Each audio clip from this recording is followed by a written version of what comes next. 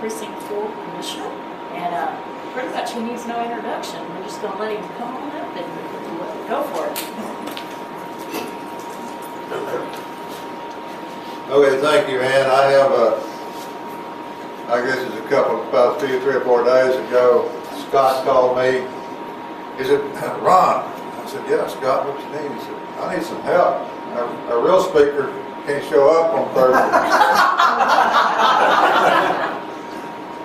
True story.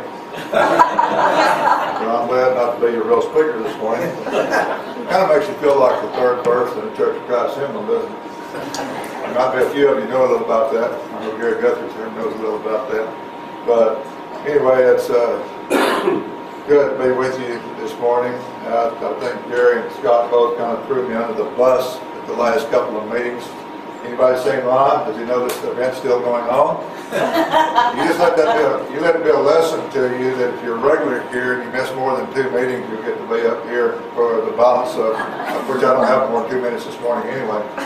You will be glad to know that I have fewer notes than Mayor Hutto. It's okay, Mayor, I can pick on you again. Okay, yeah, absolutely. We're in the same bracket. But anyway, it is really pleasing that I get the opportunity to talk about county government on the heels of a football coach and on the heels of an Olympic gold medalist who spoke at the deal. That makes it real interesting. If you don't blaze over in the next couple of minutes, I'll be disappointed.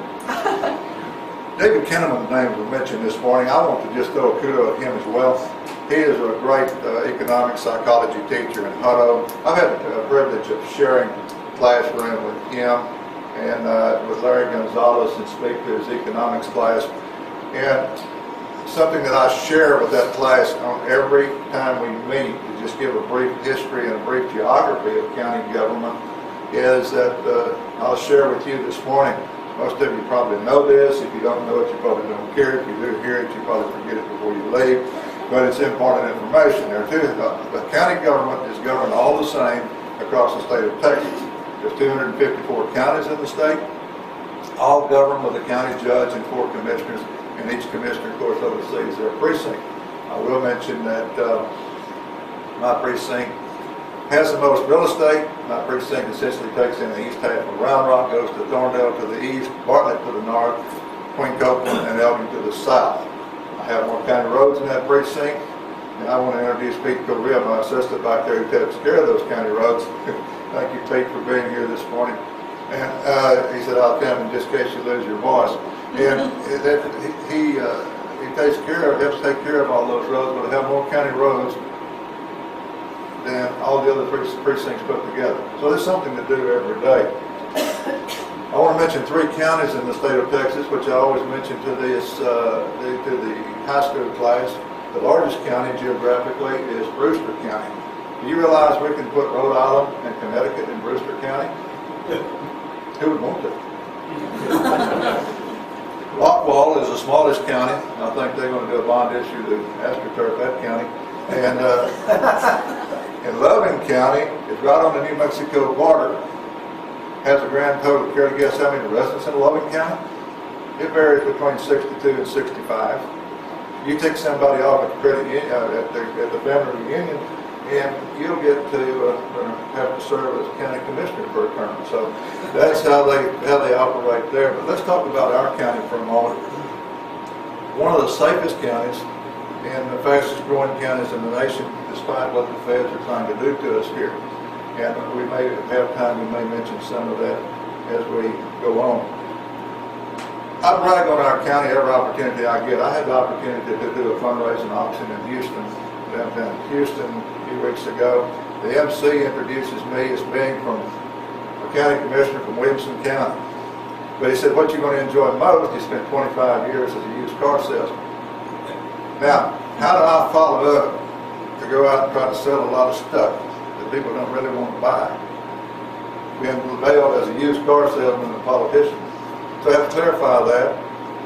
I said, I know the trust meter is way down. I want to try to build that trust meter back up. Please refer to me as a purveyor of quality transportation and a public servant. And let's try to get the trust meter up.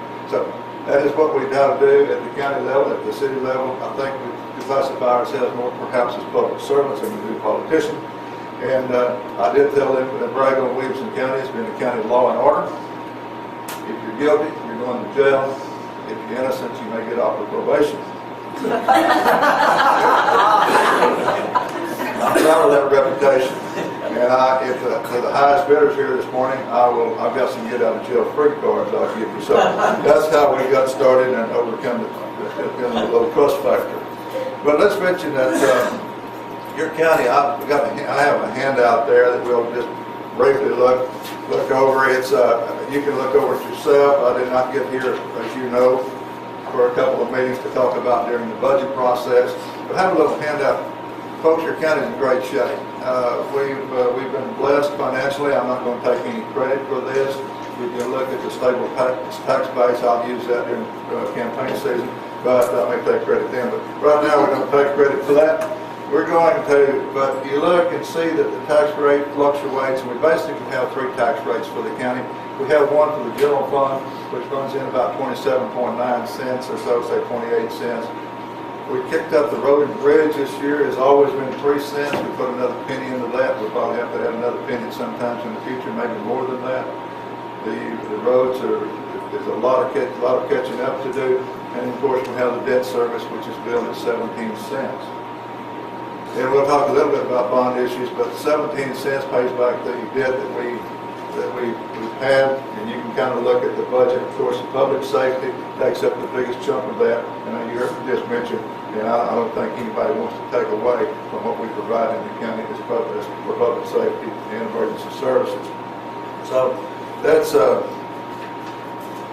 having said that, we'll talk, I guess let's think about what's right here in Hutto.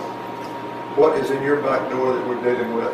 And you've heard me mention this piecemeal from time to time in a couple of minutes that was allotted in the past, but Chandler Road, the first paving course is all the way. It is no longer a road to nowhere. We actually have the first course of paving all the way from 1660 to the barricades west of Taylor. I hope to have the ribbon cutting before Christmas.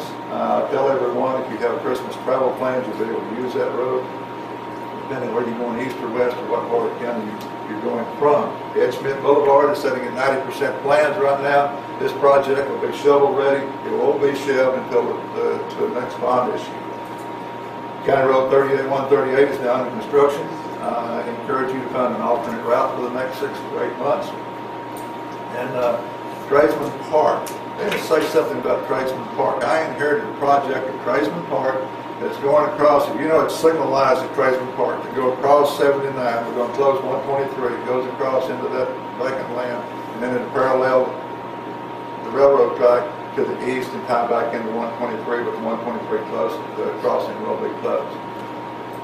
Pete Correa has absolutely worked tirelessly for that under Commissioner Lemmer, and with me, and with the railroad. It's taken 10 years, folks, to get that crossing approved by the railroad.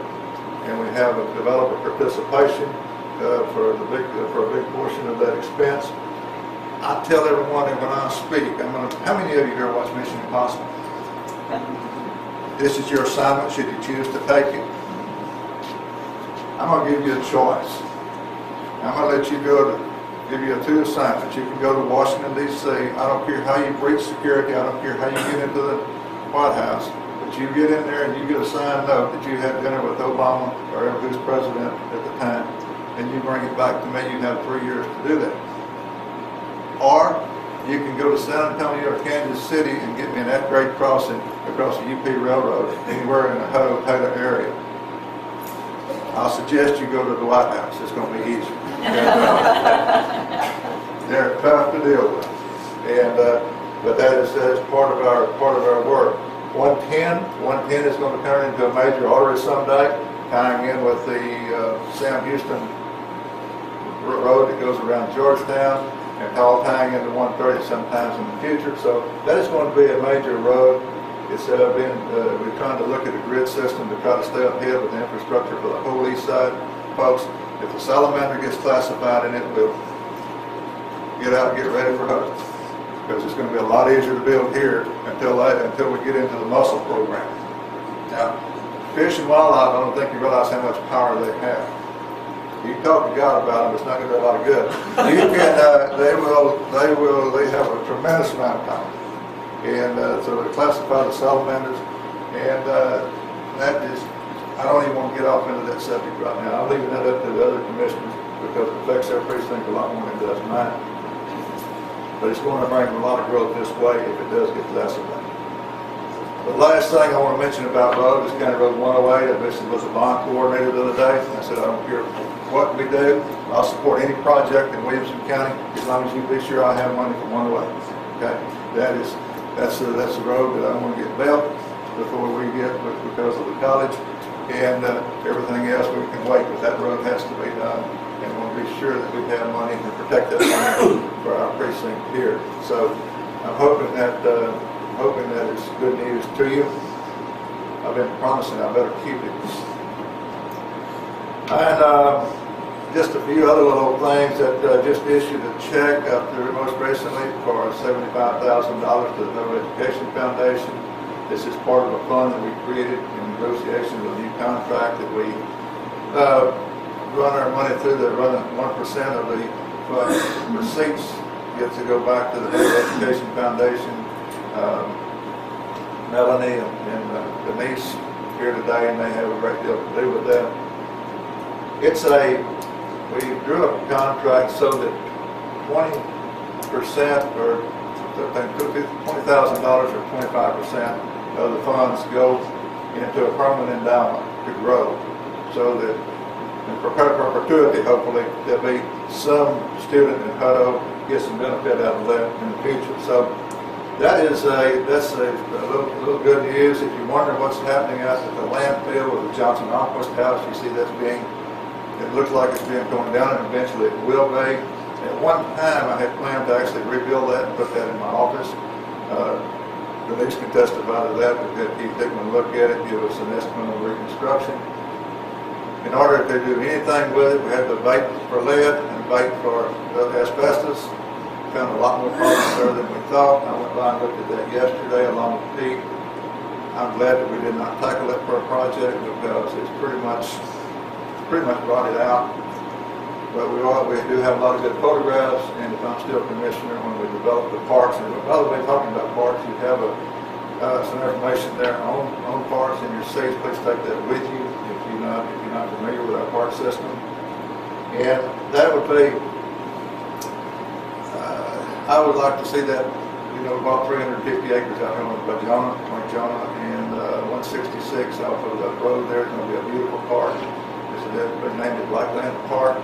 And the plans are to develop that into kind of a rural setting. We'll have a farmhouse, we'll have farm equipment, we'll have this type of thing, be a passive park. We will not be dedicated to any ball fields or anything of that nature. It's kind of for just general enjoyment. And so I would like to see that house replicated in place there as a legacy for the family that lived there at one time. Of course, it's not in Hutto proper, but if the growth comes, you'll be close to it. Okay. The bond issues, the money, as I said, is about gone, and just tell me to shut up, man. Okay. But the bond issues, money is about gone for that. We had a $350 million bond issue in 2000, a $250 million bond issue in 2006. 22 million of that was allotted to parks. We bought a 1,000-acre parcel in Liberty Hill. There's a fast growing area there to preserve a large park. 350 acres here. And the next bond issue, we'll probably have money allocated in order to develop these parks. Developing a park is a long process, a 10 to 30 year process, depending on the economy. So it's not going to be something that pops up overnight, but it's something I think that you'll be proud of, and your children and grandchildren will be proud of at some point in the future. Let's mention something that while we're all here this morning talking about economic development. The county, we are all, the whole commissioner's court is dedicated for economic development. Incentivization, is incentives important to a great deal? I don't know. I think people are coming to Texas now perhaps for quality of life and for just for the fact that we are, you've heard the police speak this morning, we are a safe place to live. People like that. And as we grow everyone asks for incentives. The county's income is a little different from the standpoint that all we have is ad valorem taxes, so we do not incentivize as deep as the cities do at some point. But typically we'll look at a 5-year 50% abatement on taxes. Now, if you come to me and give you an example, it's been 5 years ago now, and it has not come to fruition. But Cedar Park came to drop by and said, Ron, I just want to visit with all the commissioners. We have a big swim park coming in out here on 1431, and it's going to be about a $350 million project. And they said, what do you think? 350 million, 350 million, and we're getting about $200 a year taxes on that now. Yeah, I'm in. I'll vote for it. Why did I vote? I said, I'll give you, we'll help you. You have my vote to help you any way you want it. Because if it's going to come to this area anyway, this is the best kind of, one of the best economic development things you can have. People come to town and spend their money, they eat your food, they stay in your hotels, and then they leave. They don't impact our services. We don't have to hire more police, we don't have to hire more ambulances, or we may have to have an extra ambulance out there with the swimming accidents. I mean, there's no impact, so it's a no-brainer. So we look at every individual case that comes to us on how to incentivize it. But typically that 50 cents for 5 years is a pretty standard thing that we try to help people with if it contributes to the greater good. And the smallest denominator that we should ever look at is economic development. Certainly should be the county level. Sure, we want to develop Hutto, but we want to look at Taylor, we want to look at Round Rock. And I sat on the as a non-voting member of the Round Rock Economic Development Board, and the team at Morrison Chamber were there yesterday, and they made one comment that stuck to me, something that you, the city, might think about. Said, in Austin, Texas, we're one election away from absolutely having no incentives whatsoever. So what does that mean to you in Round Rock? What does that mean to Williamson County? What does it mean to you in Hutto and anywhere else in the county? We're going to send our prospects to you. So that's what we're, it took years. It used to be 20 years ago when I was involved in chamber work, it was an incentive then, but we were pulling from one community. Hutto worked with Hutto, Taylor worked with Taylor, Round Rock worked with Round Rock, Georgetown with Georgetown, etc. Not anymore. We just look at it probably, at least for the countywide level, and certainly the region is a lot better. So, in other words, I'm going to just mention a couple of other things that you do, and then I'm going to shut up. I know Mr. Bell said, I wish he had 5 minutes ago, but that's some other things that you may not realize that we do to help economic development. We have purchased, we probably own about 400 or 500 acres of land that I call bird and bug caves. You heard me mention Fish and Wildlife, EPA. We have bird and bug caves out here protecting things that we cannot see with the naked eye. We did talk to feds. You mentioned what the feds are doing to us down here. The feds looked at set of plans. They said you need to build an 8-foot sidewalk from Interstate 35 all the way to Bell County line along Highway 95.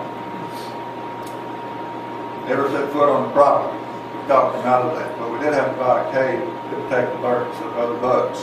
Now, how we do that, we buy the cave to protect the bugs, and we have a developer here this morning. We have a new builder coming to town, or the new development coming. You don't have to deal with that here, but you on the west side of Interstate 35,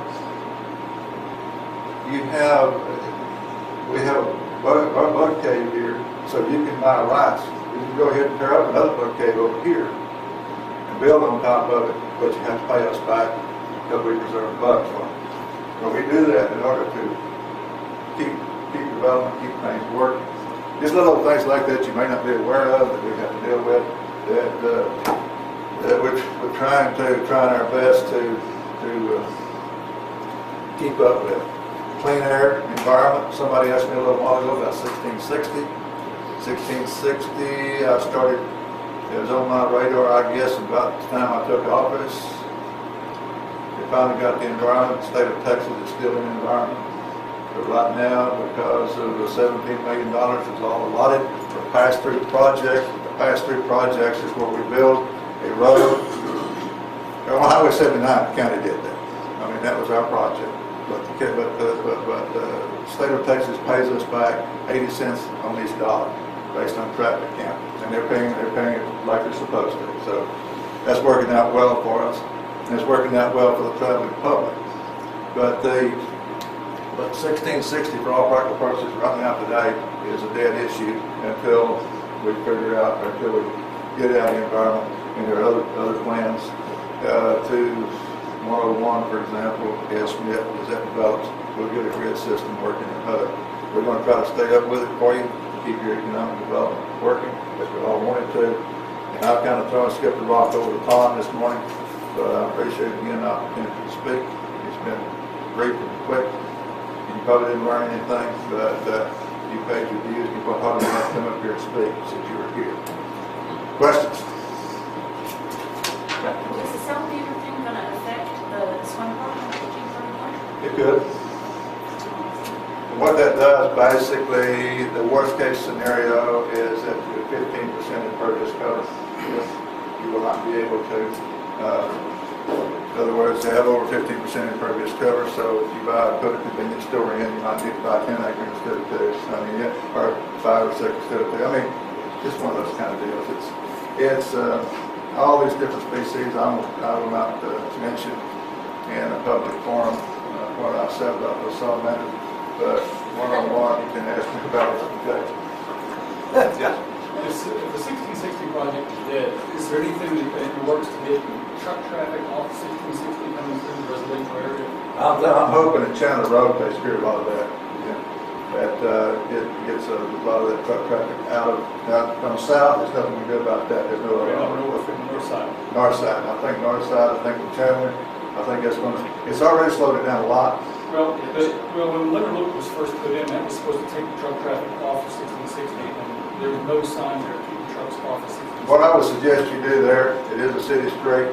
Taylor has done this. Or the state street. It's a state road. Look and answer that. Actually, the city is working on that. We're working on actually not allowing trucks to go on 1660. If we provide an alternate route, which we have with Lemmer, with Chandler, with 79, you ought to be able to work on that. I don't think it'd be fair to do it until we've done that, but I think we've done made our contribution to it. Hopefully that can come to pass. Because it's a narrow road for big trucks. And they probably don't all run 30 miles an hour, do they? No. Based on your pie chart, The math is wrong. no, I didn't add them up. But there's a big chunk under conservation. Besides the cost of dealing with your salamanders and bug caves, what subsets are in that conservation? Is parks and wildlife, or? Well, yeah, I always maybe give such a little to that part of it. No, the conservation, that's pretty much it. I mean, we spent a lot of money on buying that land and getting that all put together. It's a small portion here in the grand scheme of things, but still a lot of money to protect the species and without hampering development. Yes, Did we get any federal assistance on that? No? Not to my knowledge. We got a federal mandate on that. That helps. I'm going to sit down before you ask me any other embarrassing questions. Thank you all a lot. Appreciate it.